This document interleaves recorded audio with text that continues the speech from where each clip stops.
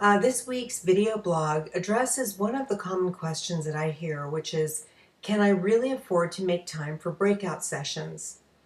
And the answer to the question is, can you afford not to make time?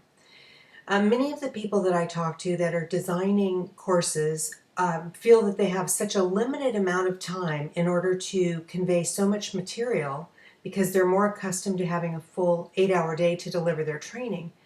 So when they feel that that time is parsed down to maybe a 2-hour or 90-minute time segment, the first thing that comes to mind is I've got to cut out all of those activities. And often the notion of breakout sessions is lost. Well, let's think about it from the learner's standpoint. We know a couple of things about adult learners. We know that number one, adult learners like to learn in groups. So there's something engaging and stimulating about adult learners being mixed in with other groups where they get to share learning.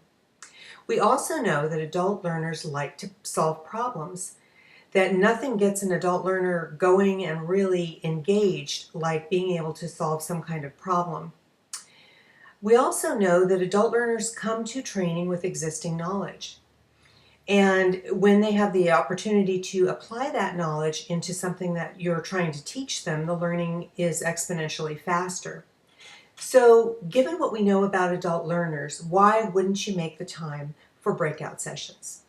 Now, not all virtual platforms do support breakout sessions.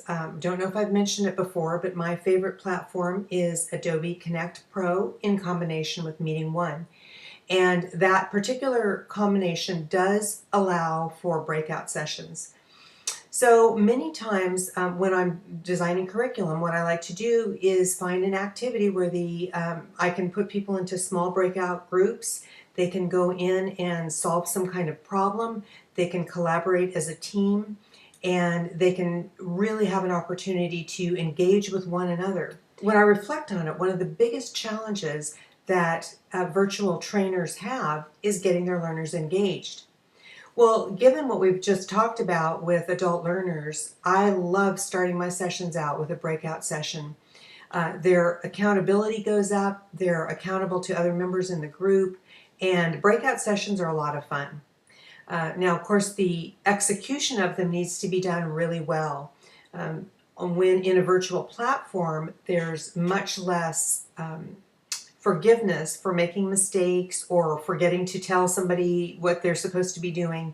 So the facilitator needs to be crystal clear in their delivery. But by and large, I think that including breakout sessions is extremely important. And when people ask me, can I really afford the time to make a breakout session? My answer is, can you afford not to?